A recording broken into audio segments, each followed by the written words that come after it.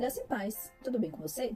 Hoje nós vamos repartir aqui uma porção da palavra do Senhor que está em Jó, capítulo 8. Na nossa última leitura nós finalizamos o capítulo 7 e nós vamos ler hoje Jó, capítulo 8, do 1 ao 7. E nós temos por tema aqui, busque a Deus. Amém? Abra sua Bíblia comigo e acompanhe a leitura da palavra do Senhor. Versículo 1, capítulo 8, versículo 1. Então Bildade, o suíta, tomou a palavra e disse. Essa é a primeira fala que nós vamos ver de Bildade, que é o segundo amigo de Jó que vai falar, tá? O primeiro que nós lemos aí foi Elifaz, e agora Bildade é o segundo amigo de Jó. Versículo 2. Até quando você falará essas coisas? E até quando as palavras da sua boca serão como um vento impetuoso? Será que Deus perverteria o direito? Será que o Todo-Poderoso perverteria a justiça? Se os filhos pecaram contra ele, também ele os entregou ao poder da transgressão que cometeram. Mas, se você buscar a Deus e pedir misericórdia ao Todo-Poderoso, se você for puro e reto, ele sem demora despertará para ajudá-lo e restaurará a justiça da sua morada. O seu primeiro estado parecerá pequeno comparado com a grandeza do seu último estado. Então aí, nós vemos o outro amigo de Jó, né, Bildade, falando acerca daquilo que ele estava vivendo, né? Os três amigos chegam ali num cenário caótico, né? Jó ali todo impossível de ser até reconhecido, né? E esses amigos ficam ali em silêncio, né? E quando esse silêncio é quebrado, Jó começa a sua fala e eles começam a responder a Jó, né? Então a gente vai ver várias falas aí. Um amigo fala, Jó fala. Um amigo fala, Jó fala. Até o finalzinho aí desse livro. E vamos aprendendo lições aqui importantes nas falas dessas pessoas, na condição que a coisa toda aconteceu. Nós lemos aqui a história de Jó e sabemos que Deus foi testemunha de Jó. Deus testemunhou a favor de Jó para Satanás. Então nós sabemos aqui que Jó não está sofrendo porque ele pecou, e sim porque Deus o apresentou a Satanás, né? Deus sabia quem era Jó e Deus sabia o que ele podia suportar.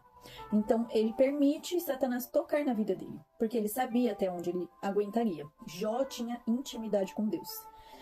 E aí Jó, no capítulo 8, né, depois de tudo isso que nós lemos aí, apresenta a primeira fala de Bildade, um dos três amigos que visitaram Jó.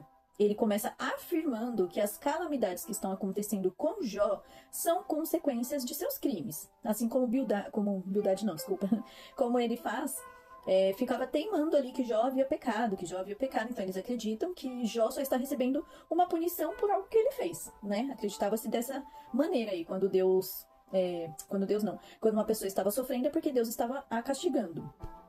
Bildade acredita que a resposta para a recuperação de Jó é o arrependimento. De fato, ele não está errado, né?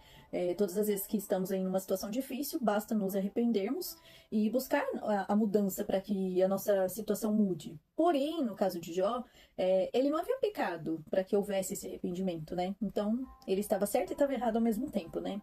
Ele começa a sua defesa da justiça de Deus atacando Jó, afirmando que suas palavras são vazias e sem sentido, que nós vemos lá no versículo 1 e 2. Até quando você falará essas coisas? E até quando as palavras da sua boca serão como um vento impetuoso? Então, Bildade acredita que as palavras de Jó são impróprias e que ele está questionando a justiça de Deus. No entanto, Jó está, na verdade, tentando compreender os caminhos de Deus e a razão por trás do seu sofrimento. Jó não está aqui debatendo na sua fala se Deus é justo, se não é justo, se o que ele está passando é justo ou não. Jó só está tentando entender por que ele está sofrendo tanto. Imagina, num dia ele está de um jeito, no outro ele está totalmente acabado, sem nada. Ele só está tentando entender o que está acontecendo, né? E quantas vezes nós nos vemos nessa mesma condição? Tentando descobrir, em meio à dor, o que fazer, como devemos agir. Quantas vezes isso não acontece com a gente? A gente está sofrendo tanto, tá tão difícil que a gente para e pensa. E não é que a gente está questionando a Deus ou está achando que a gente não merece passar por aquilo. Não é só isso, né? Às vezes a gente acha que não merece mesmo. A gente é ser humano, né? Mas às vezes é só tentando entender, meu Deus, por que eu tenho que passar por isso? Né? E às vezes não é um questionamento, mas sim uma busca para tentar entender o porquê você está passando, para tentar sair disso, né? Quando a gente amadurece em meio à dor, a gente cresce em Deus, né? Bildade, assim como ele faz, argumenta que Jó está sofrendo porque pecou contra Deus. Então esses dois amigos falaram praticamente a mesma coisa. Eles acreditam que Jó pecou e está sofrendo a punição pelo seu pecado. Ele afirma que a sua punição é justa e merecida. Essa abordagem é insensível e ignorante, e ele não oferece nenhuma esperança ou conforto para Jó, que tanto estava sofrendo. Ou seja, uma pessoa está sofrendo perto de você, né? Quando alguém está sofrendo aí. Adianta você acusar o pecado dessa pessoa, ainda que ele esteja errado? Adianta você ficar pondo o dedo na cara da pessoa e acusando o que ela fez de errado ou não? Ou é melhor você apresentar soluções para que tais problemas se resolvam? Acusação ou resolução de problemas? O que a gente deve fazer? Porque assim, por mais que a pessoa tenha errado, não vai adiantar você ficar ali debatendo com essa pessoa ou ficar acusando os erros que ela cometeu. Isso não vai trazer solução para a vida dela. E você, como cristão, como servo de Cristo, não vai estar mostrando seu amor fraternal. Se você tem que amar como Cristo amou, será que Cristo apontaria os seus erros, né? Se a gente pensar dessa forma. Será que quando a gente erra, Deus vem aqui com o dedão na nossa cara e fica apontando aquilo que a gente fez de errado? Ou Ele nos abraça com misericórdia? Que fica esse recado hoje para nós também. Que nós possamos julgar menos. O papel de julgar é do Senhor, não é nosso. Que a gente possa abraçar com mais amor, sabe? Cuidar de pessoas, amar pessoas. Não importa que está no erro. Eu não estou falando para você ser conivente com o erro. Você tem que mostrar a verdade, mas você também precisa apontar a solução. Você só falar a verdade, você está sendo uma pessoa cruel. Você não está sendo uma pessoa de amor, né? Você não está seguindo aquilo que Cristo te falou. Para e pensa, como que Cristo agiria nessa situação? Senhor, me ajuda, me dá clareza. Ora a Deus, sabe? Para falar com tais pessoas. Existem coisas que as pessoas fazem e que realmente são sem intenções. Não é intencional. Existem coisas que a pessoa faz e é intencional. E mesmo assim ela merece, ela tem chances de se arrepender daquilo. Então que nós possamos julgar menos as pessoas, julgar menos os atos que as pessoas fazem e abraçar as pessoas com mais amor. Eu não estou falando para ser conivente com o erro, mas se a pessoa se arrependeu e ela não quer fazer mais aquilo, cabe a nós ficar apontando o dedo na cara da pessoa, sabe? A gente às vezes, né, dá uma exagerada na coisa, né? E lá nos versículos 3 e 4, voltando aqui, Bildade alega que Jó está acusando Deus de ser injusto e perverter a justiça. Lá ele fala, será que Deus perverteria o direito? Será que o Todo-Poderoso perverteria a justiça? Porém, Jó está, na verdade, questionando a aparente ausência de justiça divina em sua vida, e não a justiça em si. Então, Jó não está dizendo que não está sendo justo o que ele está passando, mas que ele sente, digamos, que a falta de Deus ali do lado dele. Porque parece que ele está sofrendo sozinho, né? Meio que assim. Ele está passando por tudo isso e ele não vê Deus no meio de tudo isso.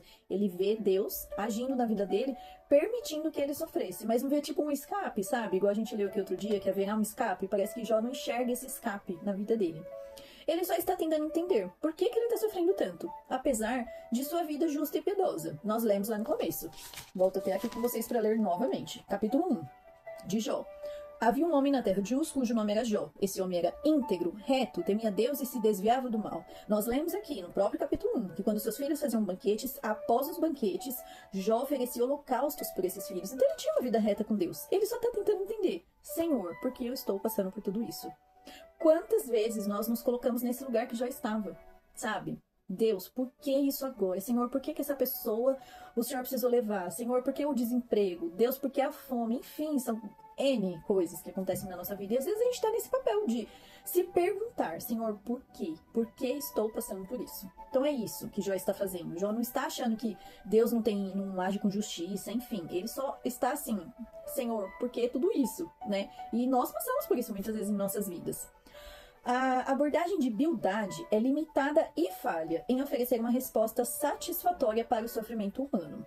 A Bíblia nos ensina que Deus é justo e misericordioso e que Ele se importa com o sofrimento humano. Então, ao mesmo tempo que Deus é justo, Ele não permite que nós façamos algo de errado, Ele também tem misericórdia. Então, por que nós vamos cair nesse lugar de ficar julgando o outro, né? Devemos lembrar que a vida é complexa.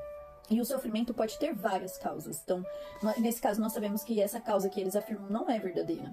Devemos buscar conforto e esperança na graça e na misericórdia de Deus, sabendo que Ele está conosco em nossas lutas e em nossas aflições. Somente Ele tem o refrigério para nossa alma. Lá nos versículos 5 e 7, do 5 ao 7, né, que nós lemos aí no finalzinho, Bildade oferece conselhos a Jó, afirmando que se ele se arrepender de seus pecados e buscar a Deus, será restaurado e abençoado novamente. Nós temos que tomar muito cuidado com esse versículo, né?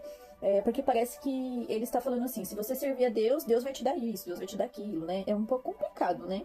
Ele sugere que Jó busque a Deus em vez de esperar que Deus o encontre. Embora o conselho de Bildade, em partes, seja verdadeiro, ele falha em entender o sofrimento humano, né? O arrependimento e a busca por Deus são essenciais, porém, não garantem a restauração e a ausência do sofrimento. Nós já falamos aqui em outras ocasiões, né? Não é porque eu sirvo a Deus que eu estou isento. Opa, você é cristão? Então tá, você não vai ter nenhum sofrimento. O próprio Jesus disse, no mundo tereis aflições. Então, se ele, que é o Filho de Deus, passou por tanta coisa, por que nós seríamos poupados? Não faz sentido. E como que você vai crescer vivendo naquela vida tão mansa, tão tranquila, sabe? E nem o pessoal fala, e é verdade, barco que tá de boa demais no mar, não aprende nada, né? Então a gente precisa, às vezes, dessa sacudida pra gente amadurecer a nossa fé. É importante. Em outras palavras, não busque a Deus por interesse. Ele faz, porém temos que adorá-lo por quem ele é. Sabe, se tem uma coisa que a gente tem que fixar na nossa mente, no nosso coração principalmente, adorar a Deus pelo que ele é, não porque ele faz. Ele faz, a gente sabe que ele faz, ele é Deus, ele pode todas as coisas, mas que nós possamos adorá-lo verdadeiramente por quem Deus é. Devemos sempre buscar a Deus em todas as circunstâncias da vida, confiando em sua graça e misericórdia. Nós vamos ler, para ficar aqui gravado na nossa mente, Romanos 12, versículo 1 e 2, que aí vai falar da vontade do Senhor em nossas vidas. Versículo 1. Portanto, irmãos, pelas misericórdias de Deus, peço que ofereçam o seu corpo como sacrifício vivo, santo e agradável a Deus. Esse é o culto racional de vocês. 2. E não vivam conforme os padrões deste mundo, mas deixem que Deus os transforme pela renovação da mente, para que possam experimentar qual é a boa, agradável e perfeita vontade de Deus. Vou gravar apenas esse final. Boa, perfeita e agradável vontade de Deus. A vontade de Deus nem sempre vai ser a nossa vontade. Aquilo que nós queremos, às vezes, não é o que Deus quer. Nós precisamos entender e ter maturidade nisso. Que a boa, perfeita e agradável vontade é de Deus e nem sempre vai bater com a nossa vontade. Que nós possamos ser cristãos mais maduros para entender que Deus tem as formas dele de agir e que ele já sabe do começo ao fim a nossa vida. E se ele te levou para esse caminho, é porque ele sabe o que é melhor para você. Se ele me levou por esse caminho, ele sabe o que é melhor para mim. Nós temos que ter essa convicção que Deus está no controle de todas as coisas. Ele sabe o nosso amanhã. Nós não sabemos de nada. Nós não sabemos daqui 1 minuto se a gente vai estar respirando, mas ele conhece nossa vida do começo ao fim. Ele é Deus, que nós possamos gravar isso na nossa mente. A boa, perfeita e agradável vontade é de Deus, não é a nossa. Se a gente ficar limitado, pensando, a vontade de Deus é boa, perfeita e agradável, a gente ficar com isso na nossa mente, pensando que vai coincidir com a nossa, a gente vai cair no engano. E aí a gente vai achar que Deus é um Deus mau, porque não está fazendo aquilo que a gente quer. Que nós hoje não venhamos ser filhos mimados, mas filhos maduros na fé. Em nome de Jesus. Que Deus abençoe o nosso dia, a nossa noite, a nossa tarde. Não sei que hora você vai ver esse vídeo. E que nós possamos amanhã repartir mais um pouco da palavra do Senhor juntos. Em nome de Jesus. Deus abençoe sua vida.